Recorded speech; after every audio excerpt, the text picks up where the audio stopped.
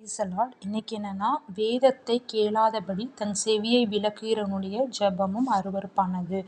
அதாவது நம்ம அதிகமாக நம்ம ஜெபிக்கிறோம். நம்ம ஏசப்பா கிட்ட நான் அதிகமாக ஜெபிக்கிறோம். ஏசப்பா எனக்கு இது வேணும், அது வேணும், நான் நல்லா இருக்கணும், மற்றவங்க நல்லா இருக்கணும், என்னோடய ஃப்ரெண்ட்ஸ் நல்லா இருக்கணும், அம்மா அப்பா நல்லா இருக்கணும், எல்லாமே ஜெபிக்கிறோம். ஆனால் நம்ம வேதத்தை கேளாதபடி தன் செவியை விலக்குகிறவனுடைய ஜெபம் அருவருப்பானது அப்படின்னு சொல்லி நம்ம நீதிமொழிகளில் வாசிக்கிறோம்.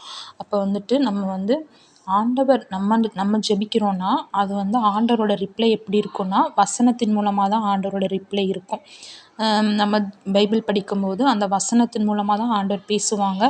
இல்லை மற்றவங்க ஊழியக்காரர்கள் மூலமாகவோ பாஸ்டர்ஸ் மூலமாகவோ வசனத்தின் வார்த்தையின் மூலமாக தான் நம்ம ஆண்டவர் நம்மளுக்கு ரிப்ளை கொடுப்பாங்க. அப்போ நம்ம அந்த வார்த்தைகளுக்கு நம்ம கடிந்து கொள்ளுகிற மாதிரி வார்த்தையாக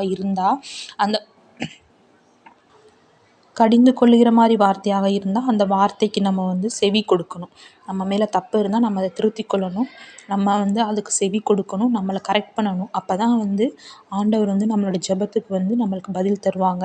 அதனால் நம்ம கடிந்து கொள்ளுதலை நம்ம எதை நம்ம தப்பு சொல்கிறாங்க, நம்மளை ஒருத்தவங்க இல்லை நம்ம ஆண்டவர் நம்மளை இது செய்யாத, இது தப்பு, அது உங்களுக்கு ரொம்ப பிரியமாக இருக்கலாம், அது உங்களுக்கு ரொம்ப இஷ்டமானதாக இருக்கலாம், ஆனால் அது தப்பு, அது நல்லது இல்லை அப்படின்னு சொல்லி ஆண்டவர் உணர்த்துனாங்கன்னா அதை விட்டுருங்க. அதை விடுறதுக்கும் ஜெபிங்க. ஆண்டவர் உதவி செய்வாங்க. ஆமேன்.